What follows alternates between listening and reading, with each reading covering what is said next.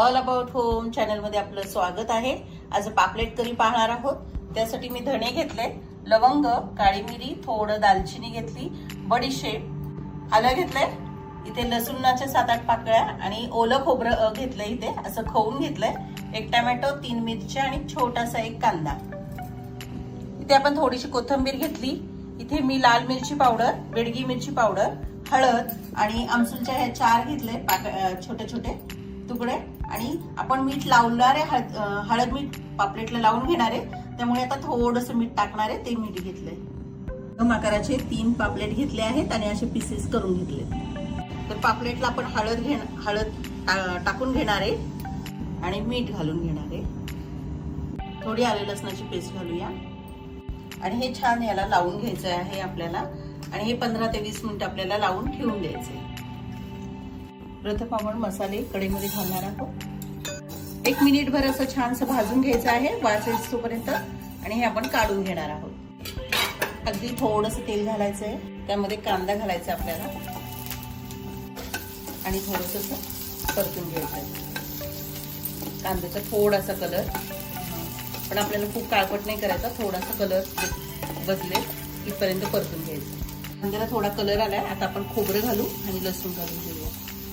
हे पण 1 मिनिट आपलं परतून घ्यायचं आहे। तर हे मिक्सरच्या भांड्यात काढून घेऊया।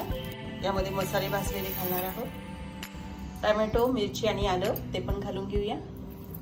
त्यात अगदी थोडंसं पाणी घालायचंय आणि आपण हे मिक्सरवर फिरून घेणार आहोत। अशा प्रकारे आपण मिक्सरवर फिरून घेतलं आहे।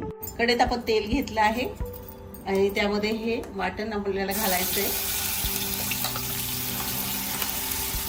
आणि हे आपल्याला छानसं परतून घ्यायचं आहे। हे आधी आपण भाजून घेतलंय, त्यामुळे कमी परतावं लागतं। तर अशा प्रकारे परतून झालंय। तर आपण पापलेटला हळद लावलेली आहे, त्यामुळे आता अगदी थोडी घालायची आहे। ही बेडगी मिरची पावडर आहे, मिरची पावडर आहे, हे छान हलवून घेऊ, परतून घेऊ। तर आपला मसाला छान परतून झालाय, त्याला तेलही सुटलेलं आहे। आता आपण ह्याच्यामध्ये गरम पाणी घालणार आहोत। जेवढी तुम्हाला ग्रेव्ही हवी त्यानुसार हे पाणी घालू शकता तुम्ही, जशी हवी आहे त्यानुसार तुम्ही हे पाणी ऍडजस्ट करू शकता। जर घट्ट वाटली तर तुम्ही फक्त गरम पाणीच घाला, त्यामध्ये चव छान येते।